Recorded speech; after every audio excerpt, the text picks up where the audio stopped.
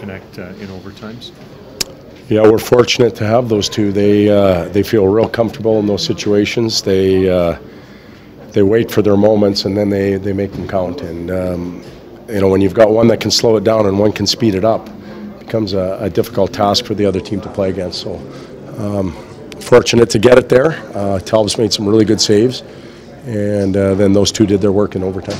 Todd, speaking to you this morning, you talked about 3 lines going and the 4th line doing their role, but they're also able to chip in offensively. Connor McDavid just called them the best line on the team tonight. Yeah, I thought our 4th line was excellent tonight.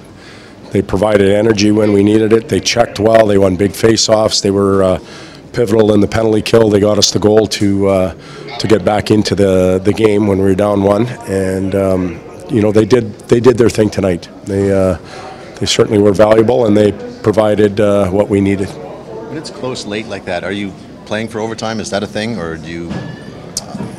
Well, I think you got to have a feel for the game. You got to understand how the game is going. I didn't think we were real sharp, in the second half of the game, perhaps, or even in the third period.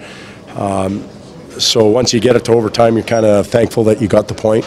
You knew that Talbot's had to make some real good saves, and then you're trying to win. And there's other nights where you're really flying and things are going your way, and you're hoping you can win it in regulation. So I don't think there's a set formula for games that are tied down the stretch. I think every night presents a different set of challenges. You talked the other day about, this stretch of 10 games is supposed to be the end of you guys, and you've gone through it really well now. You talked yesterday about not taking a deep breath and thinking that you've necessarily accomplished anything. Well, is that the message going forward? The deep breath we need right now is some rest, and we'll get that tomorrow when we take the day off. But we'll now hear from all the writers and the media about how we got through this killer stretch of games. But in my opinion, the next 10 is just as tough. There aren't easy games. Yes, there's teams that have a reputation or a past or a record that they can hang their hat on, but every night teams show up and play. So our task just stays as hard as it's been in the past.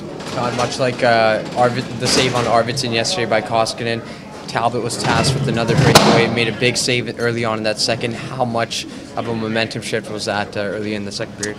Well, that was important, but he made some others in those situations too. A few on the power play, and certainly some where we broke down and they were looking at him basically all alone.